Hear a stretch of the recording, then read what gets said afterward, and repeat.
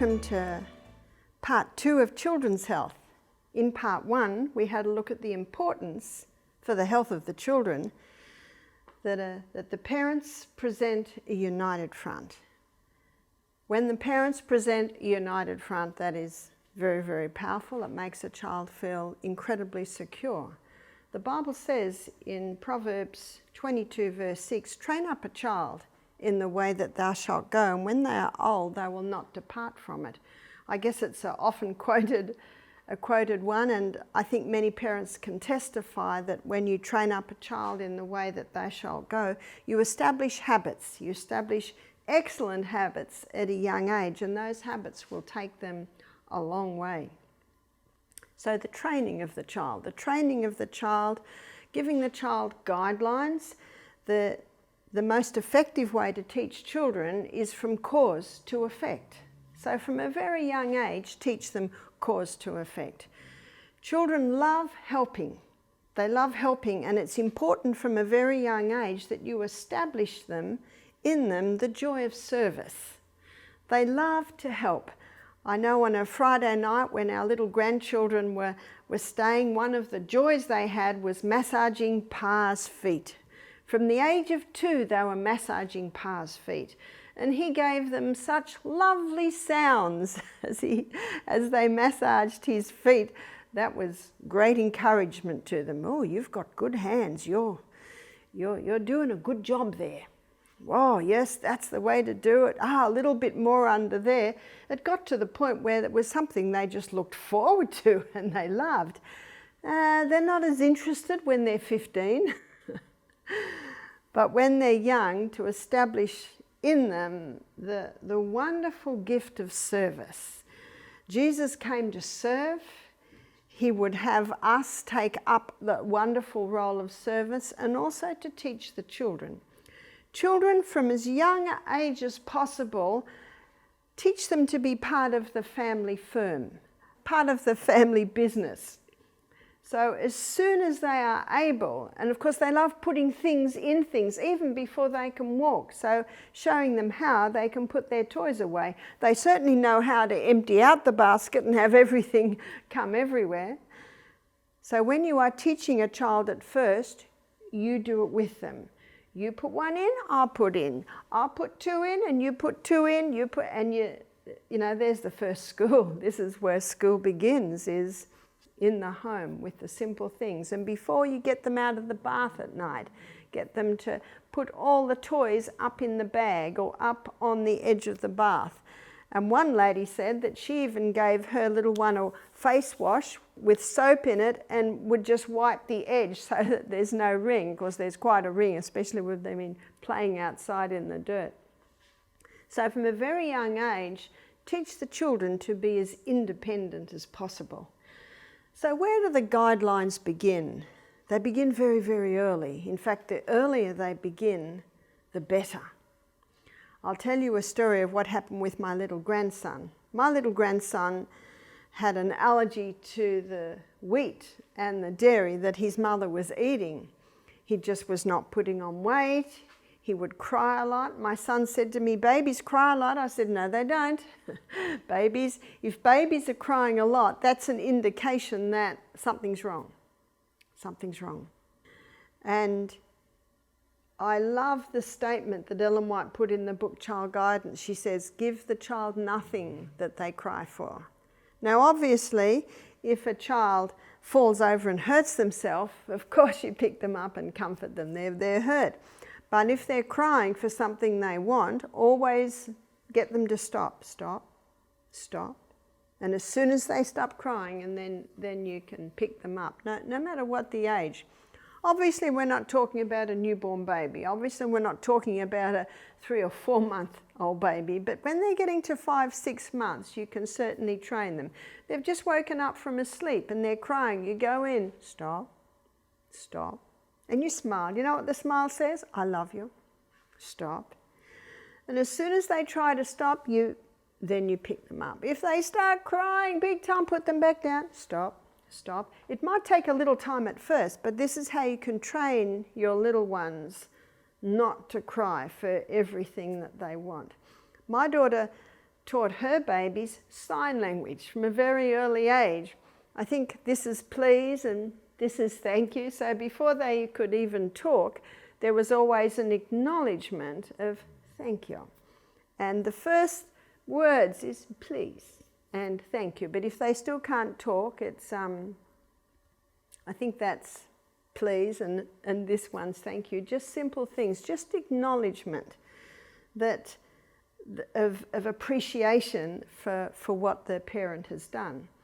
I also read in Child Guidance where she said children should never be praised and the things they do should never be praised. And as I read that, I thought, well, what do you do? And when you read on, she says children need encouragement and they need appreciation. And so when my little grandsons were massaging Michael's feet, we'd say, thank you so much. Thank you so much. You are massaging well. You see, not praise, but appreciation. And it can make a huge difference in the way that child relates to adults, the way that child also sees themselves.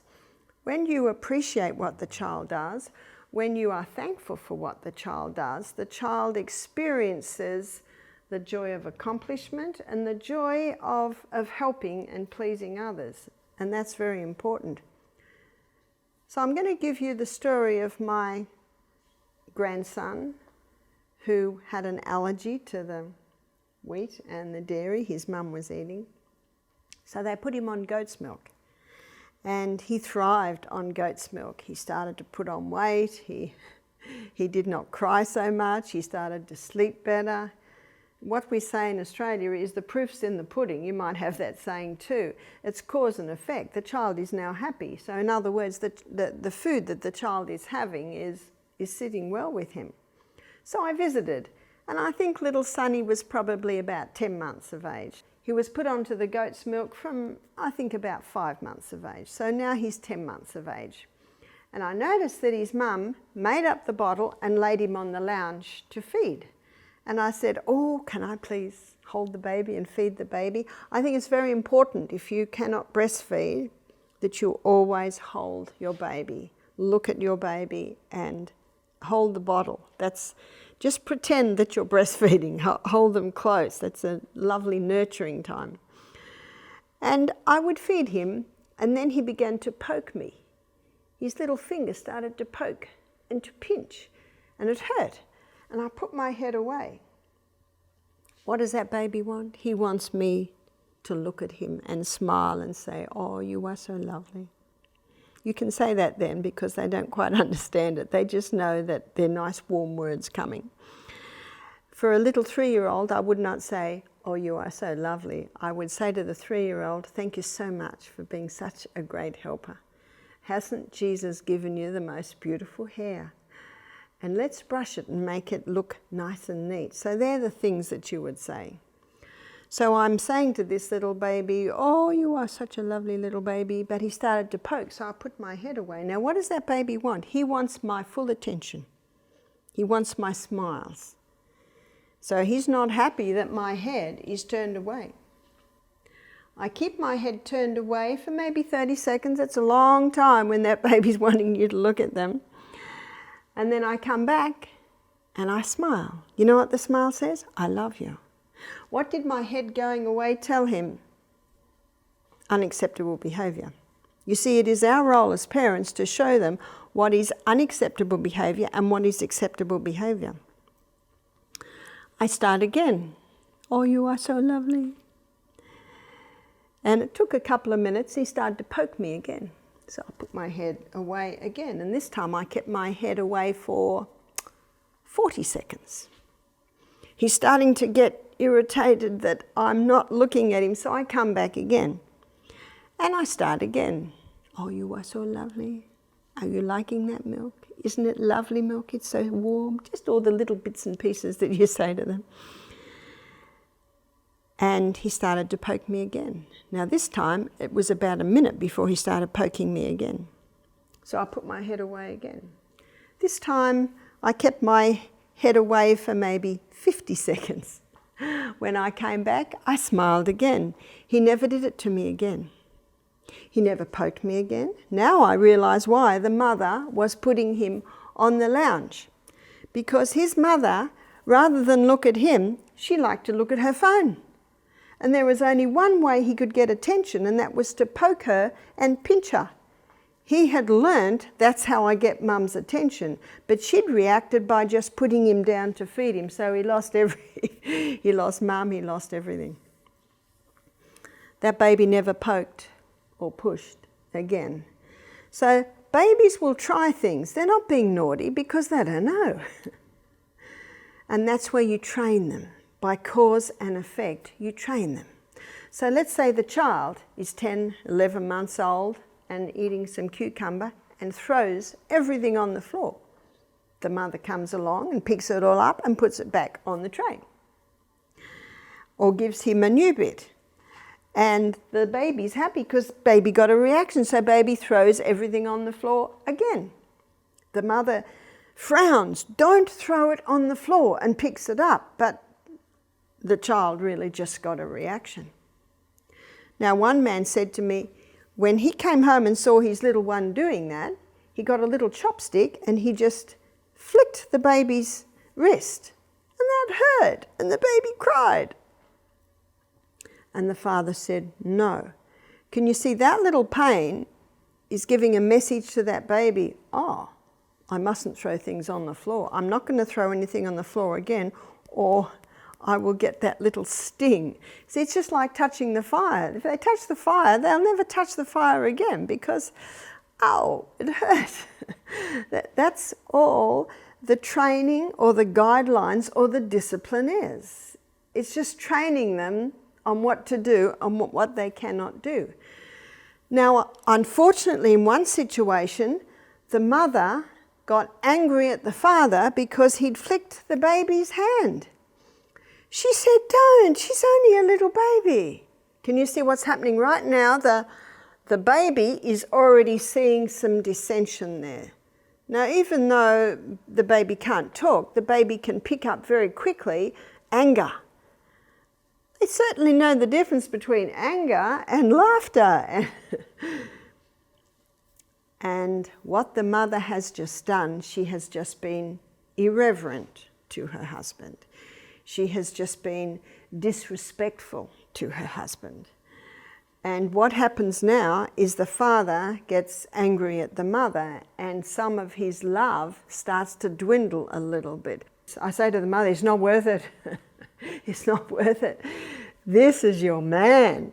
You are to tell your husband, I love you more than anyone else on the planet. That's what the wife must say to her husband. And that's what the husband must say to his wife, I love you more than anyone else on the planet.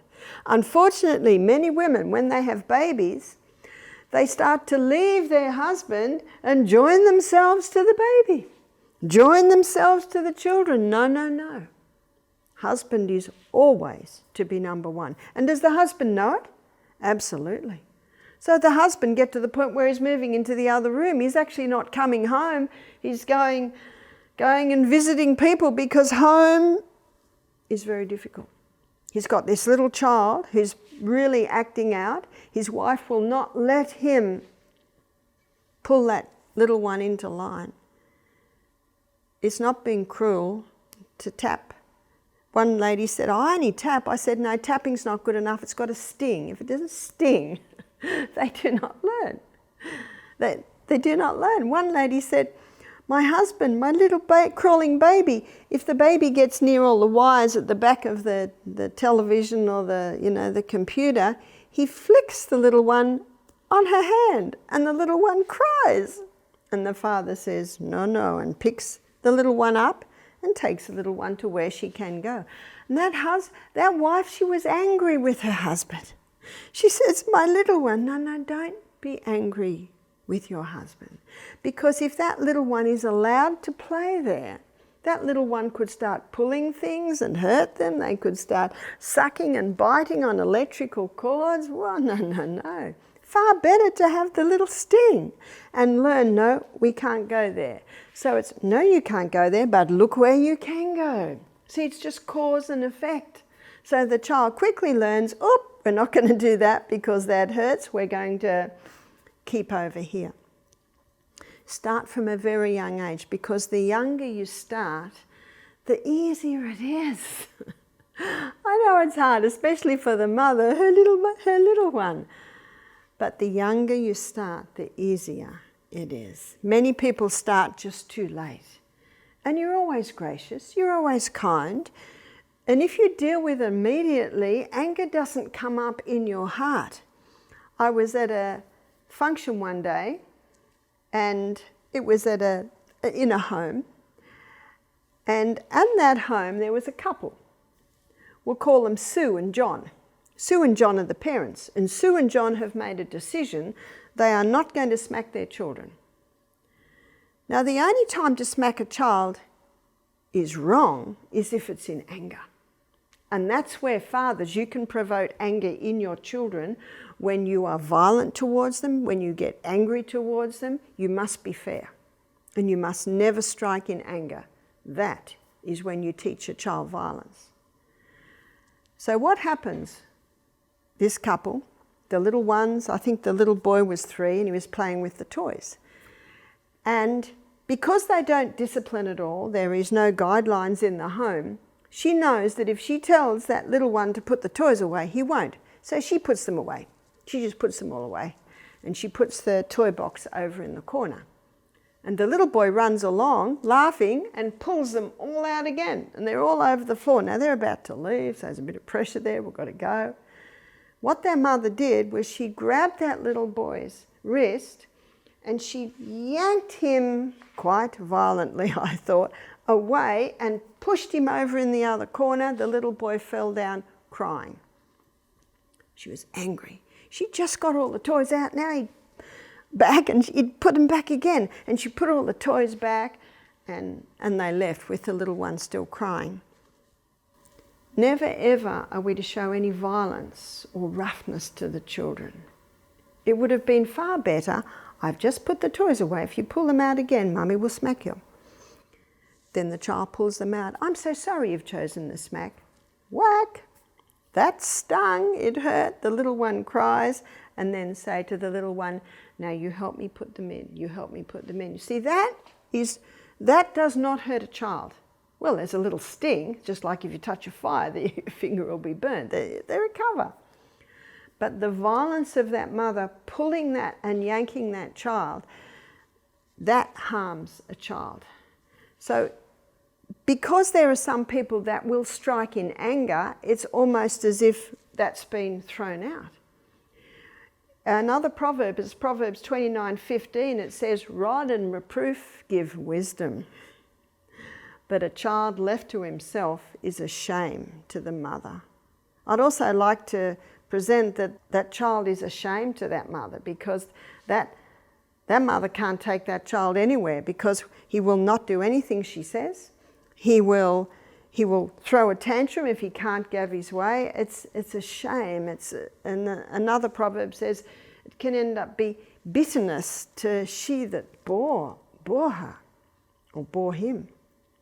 That's why parents, come back, be united, have this united front. Come, join yourselves together, be as one in how you're going to raise and handle when things happen like this, when children challenge, and children challenge at every step. So it is our role as parents to show them. Don't get angry. When you get angry with a child and when you yell at a child, you tell the child, I don't like you. My sister Fiona, she's a ballerina. She stands like a ballerina. She had her own ballet school for a while. She's a very gracious woman. She has 4 children, 2 boys, 2 girls. And a girlfriend of hers said to her one day, Fiona, you believe in smacking, I don't.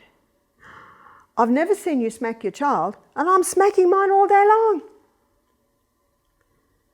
Why is she smacking hers all day long? Because she hasn't given them any guidelines. Because she doesn't give them guidelines, they be naughty and naughty and naughtier. She gets angry, she gets frustrated, and she ends up striking the child. I love my sister's response. So when her friend said, I smack mine all day long and I've never seen you smack your child, my sister's response was, Oh, I always give them a choice. In other words, sweetheart, you can't go here. If you do go there, then mummy will have to give you a smack. You can't go there, but you can go here and you can go there and you can go all around here, but you can't go there. And eye to eye. That's what you do, eye to eye. Did you get that? Is that nice and clear? Yes. Okay. She comes back, the child is there. And she says to the child, I'm so sorry you've chosen the smack. Because who chose the smack? Not the parent. She smacks the child, she puts him here and says, don't go there again. Now it hurt. So the child quickly thinks, I'm not going to do that again, because that hurt. I was minding a little boy one day. It was when my children were little. And a lady said to me, Barbara, do you mind if I leave my children with you? They're 7 and 5. Little boy was 7, the little girl was 5.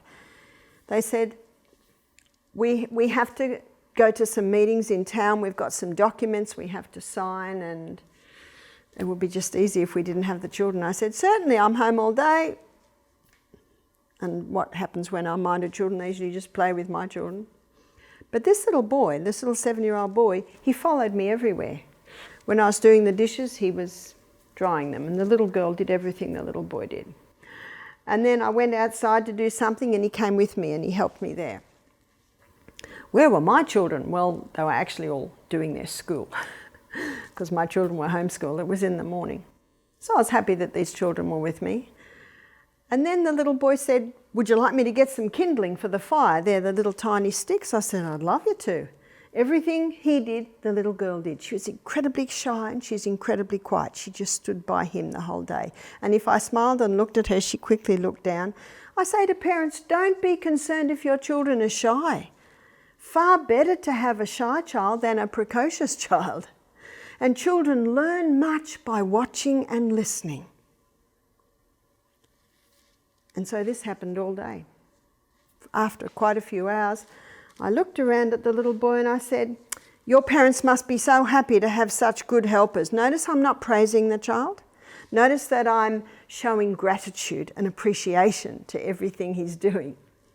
I said, your parents must be so happy to have such good helpers.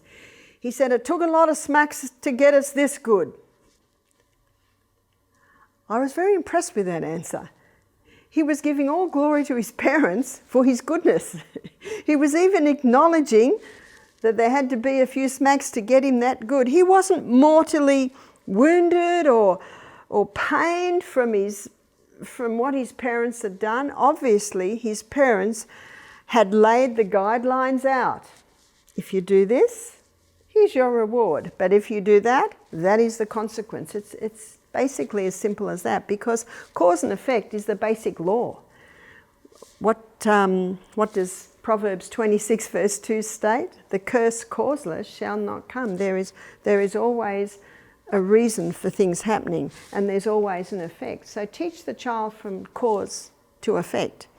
And when they leave your home, you will be presenting to the world children who are honourable, children who value honesty and obedience.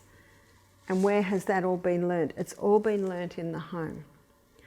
Very important that for the health of the children, that guidelines and limits and training happen at those very early age. Whenever we learn a habit, it makes a strong pathway in the brain. Under the age of 3, you can change the pathways and the old pathways disappear. But over the age of 3, the pathways stay there. So under the age of 3 is the most important time to train the child. What I often had in my home were little charts. Children love ticking the little boxes in charts. And I remember my daughter Jessica. She called herself Pookie, because when her brother-in-law first saw her, he said, it's a wee Pukanini Nunu. They're New Zealand, that's what they called her. So she called herself Pookie. So we made Pookie's pyjama chart. So we had this little chart, because every day when she'd come into all dressed and into the kitchen, I'd say, have you folded your pyjamas? And if she said yes, I'd say, we'll go and check. Now, it's very important, parents, that you come down very hard if a child lies. The Bible says lying lips are an abomination to God, but they that deal truly are his delight. And also in that same chapter, I think it's around Proverbs chapter 12, the Bible also says that even a child is known by their doings, whether they be pure and whether they be right. It seems a very easy thing for a child to lie. It's like they're getting out of having to work. So when I'd say to Jessica, have you put your pajamas away? And she'd say yes, but I could tell by the look on her face I don't think she had. So I'd say, let's go and have a look. And we went in, and the pajamas are just thrown there. And I come down eye to eye and I say to her, sweetheart, that was not telling Mum the truth. And it's very important that you tell the truth. And I show in the Bible where they say lying lips are an abomination to God, but they that deal truly are his delight. So the Bible stories are beautiful to give them as guidelines. It gives them examples of children who were strong, honourable, always chose the right. Remember, it's a law of the mind that by beholding we become changed. By what the children are watching, what they're looking at, it's moulding their minds. Now, there must be a consequence for that.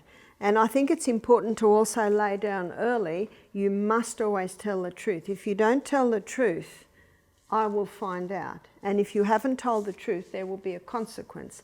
And I think it's a good idea that punishment fit the crime. So you have to work out what it might be. Now you must fold up your pajamas and you must put them under the pillow. And I want you to come in and just sit on that little stool, and I want you to think about what you've done. Now, children hate sitting on stools. They just hate it. They want to be moving and going around. And maybe for a little 2- and 3-year-old, they hate that. Maybe for a 10-year-old, they don't mind sitting on a stool because it's not for long. So the punishment fit the crime, and also the punishment fit the age. That's where parents have to come together and see what they are united and happy with. But obedience and lying, they are things that must be dealt with, because if a child has been able to develop the lying, then you've got a big problem later on. But there's an excellent book, it's called Have a New Kid by Friday by Keith Lehman. You can get it in the Christian bookshop. Even my sister, who's an atheist, liked it and appreciated it. And he says, just teach the child from cause to effect. There must always be a consequence for every action. I found that when I made the Pookie's pyjama chart and put it up above her bed, then if she ticked the box, and at the end of every week, if every box was ticked, Monday, Tuesday, Wednesday, Thursday, Friday, and on Sabbath, then on Sunday, she would get a gold star or a bright red star or something like that. Now, I only had to do that for probably about 2 months, and now Jessica's in the habit of folding up her pyjamas under her pillow. In Deuteronomy, it says, here a little, there a little. When you rise up, when you sit down, it's you never stop. You never stop training the children, little by little. And the will should not be beaten to pieces. The will should not be let go anywhere, but the will should be gently guided and directed. In the book Child Guidance, Ellen White has a chapter called Character Building, the paramount task of character building, and she shows using the will. Not beating it to pieces, not letting it go wherever it wants, but gently guiding and directing that will. It's just like when you guide a vine around a veranda pole. I have a star jasmine, and a few years ago I was guiding it. It was just growing on my veranda. And I would gently get the tendrils and twist them around. If I was too rough with it, I would break them. But if I let them go wherever they want, probably 1 in 100 of those tendrils would actually get round the veranda pole. Every few days, I need to bring it round again. A few days later, I need to bring it around again. So when I read that, where she says, the will shouldn't be beaten to pieces, and it shouldn't be allowed to go wherever it wants. It needs to be gently guided and directed. And if you've ever guided and directed a vine around a veranda pole, you will see what she means by that. Teaching children to be independent at a very young age also gives them a sense of accomplishment, being able to fold the pyjamas themselves, being able to set the table. So when my grandchildren are at my house and it's breakfast time, then they set the table. And even little Lennox, he's only just turned 3, he put the serviettes, or you used to call them napkins. Now they weren't put very nicely, but for a little 2.5-year-old, that's good enough. In fact, Michael had come in, he'd look at the serviettes, they were sort of a bit screwed round the fork. I said, Lennox is helping to set the table. And he looked down at Lennox, and Lennox had a big smile on his face because he'd been able to put all the serviettes on the table. Start very young, get them to help. And when all the food, or little ones, when they're eating millet, little bits of millet often drop. So after the meal, you give them a little bowl and you tell them about their little tweezers. See these fingers here? And they pick up every little bit of millet that they've dropped on the floor. What you'll find is the next meal, they'll be a little bit more careful because you've taught them cause and effect. When you don't eat carefully, it drops on the floor. So when we're sitting at the table, I say to them, look at Pa. Look how Pa leans over and he's not dropping any food. So in a fun way, in a light-hearted way, you can teach the children. It's especially important at the table.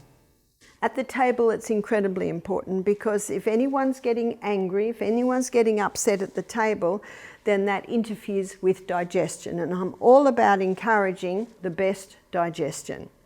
So establish it all. If you've established the guidelines before they sit down, that is the best thing to do. So here are some rules. You can't talk with your mouth full of food. You can't chew with your mouth open. You can't reach across someone. So you have those rules. You could even have play it out and have like a do it before the meal and exaggerate and shows how we can't do that. And I'd always use Pa. I'd say, look at Pa. Look how he's not talking and he's got food in his mouth. Look what Pa's doing. And Pa would be sitting there smiling. Notice I'm showing great reverence to my husband too. But something happened at one breakfast time with my grandchildren is we had the table set and I was still bringing a few things over. And so what I do is so how old were the children? The children would have been 4 and 5 and 8, the 3 little boys. So I said to them, you can peel your banana and you can cut up your banana. Do you let them have a knife? Yes, you let them have a knife. That's how they learn how to use knives. Now, you're not going to get the sharpest knife out of the drawer. You don't need a very sharp knife to cut up a banana. And so there, I've already put their millet porridge out. I'm just bringing a few more things to the table and they've peeled their bananas and they're chopping up their banana. And little Marky, he's 4, he put one piece of banana in his mouth. And the rule is no eating until we've said grace. Michael comes and says, hey, what's that in your mouth? Mark looks at him. And of course, we all knew it was a piece of banana. And Michael said, go and stand over there. Little Marky got down. He stood over in the corner and he's about to cry. Now, what does my grandmother heart want to do? My God, it's only a piece of banana. That is the worst thing I can do. I might have thought Michael was a bit harsh there, but the worst thing I can do is to say that. That's the worst thing I can do for my grandchildren, and it's the worst thing I can do for my husband. Marky will cope with that. So what did I do? I did nothing. I continued to bring the things over. I looked over at Marky. He's looking like this. And I smiled, but I kept doing. What does the smile say? I love you. But the fact that I said nothing or did nothing says, Pa is right. So we're all sitting down about to start. He looks over at Mark and he says, you can come over now. Mark runs over and sits at the table. He's nearly crying. And I look at him and I smile. I say, it's all right. It's all right. Pa says grace, and the children can start to eat. And Mark takes a big breath and starts to eat his breakfast. That's how you do it. You never say it, even though I might have thought it was a little bit harsh. It was just a piece of banana. But do you know that Mark never put any food in his mouth again before we said grace? It's just showing them the guidelines. Mark wasn't really being that naughty.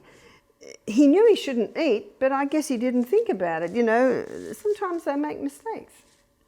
That's perfectly fine. He's just learning the guidelines. And then he looks up at Pa, and you know what Pa does? While Mark is eating his breakfast, he looked at Pa. Pa gave him a great big smile. You know what that smile says? I love you. What does that, hey, what are you doing over there? What does that say? That just says you've just done something that you shouldn't do. But we love you. We love you. We're just training you. We're just guiding you. We're just showing you what you can and you can't do. A merry heart doeth good like a medicine, says the Proverbs, and that's Proverbs 17, verse 22. It's important to laugh. It's important to smile, always. And the children at the table, if they want anything, they're to say, excuse me, can you pass the honey? Excuse me, could I have some of these? And then we say, why, certainly. And then if I say, can I have the nuts, please, and they're passed, I say, thank you. And what my son taught his little boys to say is, you're welcome. You're welcome. You see, it's just basic courtesy. And it does so much in the home. I always taught my children and my grandchildren that they're princes and princesses of the Most High God. Now, my son William, he's very strict with his three little boys, very strict. And I know that they have a naughty stick, but I have never seen my son smack any of his children. But one day they came running in and they were all laughing, and little Sonny must have been maybe 6, and his elder brother said, Sonny got the naughty stick this morning. I said, did you? And I looked at him and he said, yeah. Can you see the big smile? There was no, yes I did, no mortification. Obviously he did something wrong and he needed to get the naughty stick, but can you see it was all over? It was just all over. And that's one of the beauties of this sort of punishment, is just over. One lady said to me, I was brought up in a home where there was no smacking, and we did things wrong, we'd have to sit down and our parents would lecture us. And they'd go on and on and on and on. She said it was just so painful. We'd heard about smacks and we thought we'd much rather a smack. It's just done, over with, and it's all over. You see, when a child receives punishment for doing wrong, it takes away their guilt. And guilt is one of the main causes of depression. Did you know that? But when a child does wrong and there's an immediate consequence, then it's over, it's done. You don't even talk about it anymore. They've learnt their lesson. Michael says, discipline is like the electric fence. He said, every now and then the cows touch it to see if it's still on. Don't disappoint them. Obviously the punishment fits the crime, and obviously the age of the child comes into it. That as they get older, there might be different ways that you would handle it. But Keith Lehman, he's got a book, Have a New Kid by Friday. He's got another book, Have a New Teenager by Friday. He's got another book, Have a New Self by Friday. He's got another book, Have a New Husband by Friday. One lady was reading the book on Have a New Husband by Friday, and she threw it down halfway through and she said, stupid book, all it's doing is talking about me. Exactly. You can't change the husband, you can't change the child. What you do is you change the way you deal with it and the way you handle it. One lady was talking to me about her son who was 14, who was yelling at her. He just yelled at her.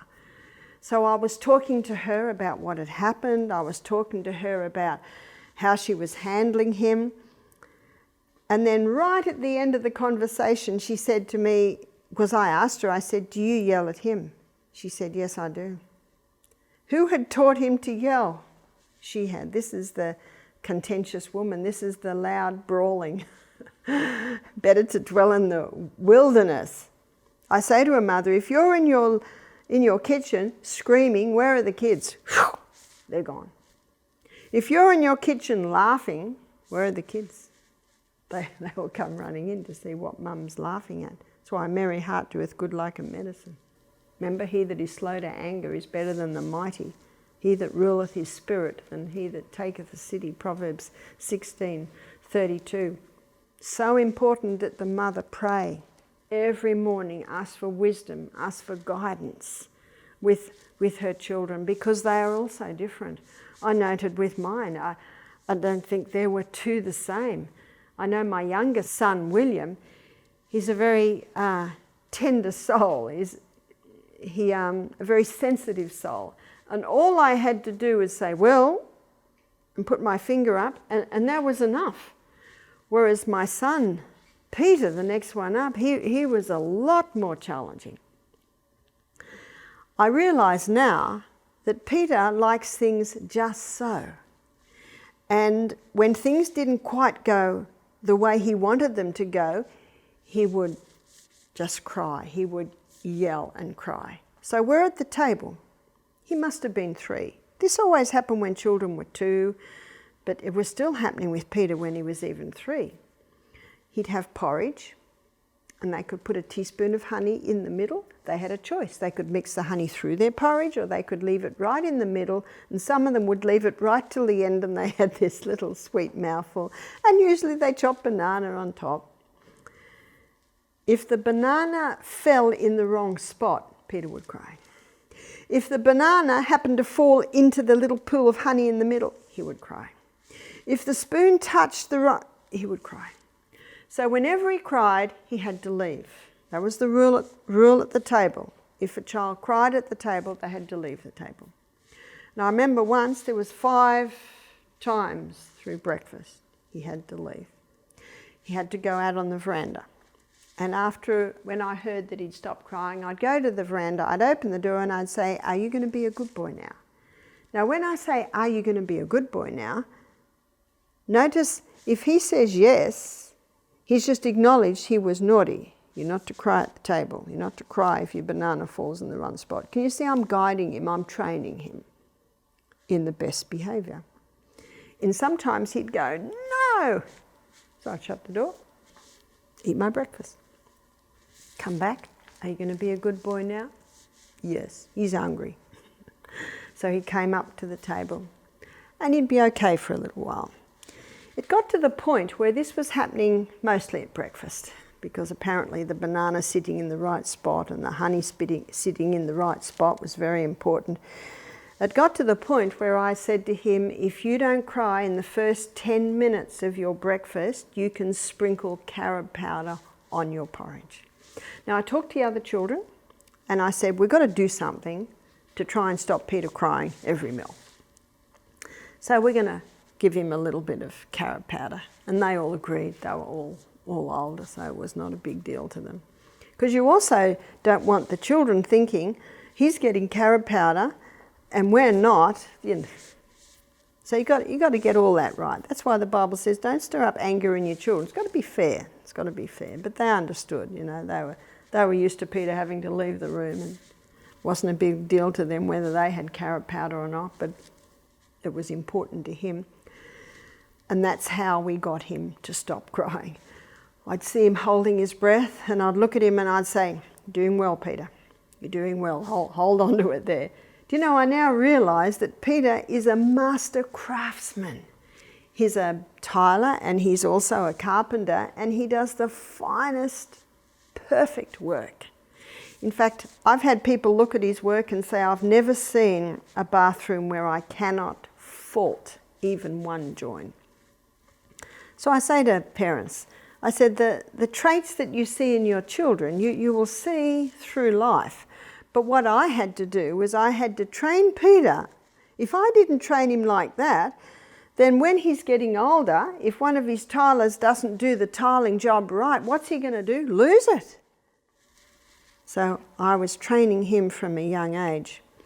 And I have had all my boys, their wives, their girlfriends, their partners have come to me and said to me, your son, he's so patient. He's, thank you so much. That's why the Bible says, is it 22:6, train up a child in the way that he shall go, and when he is old, he will not depart from it. He that is faithful in the little things will be faithful in the bigger things. And I noticed with Peter really was never naughty. It was just if things weren't quite right. They weren't quite the way that he would want them to be. So can you see the importance of understanding all that? Indulgence ruins a child. You've heard of helicopter parents? They're helicopters all around the child. The child can't think for themselves. They can't make a decision for themselves. So it's very good to give them choices. So you never say to a child, what do you want for breakfast? No. Here's the breakfast. Now, what would you like? Would you like chopped banana or chopped pear on your porridge? Would you like honey or maple syrup in your porridge? Would you like to sprinkle ground flaxseed or chia seed over your porridge? There's the choices. And my eldest son, James, to bed at night, what I would say to him is, are you going to take your bear or your elephant to bed tonight? The message is, you're going to bed. But can you see that I have given him a choice?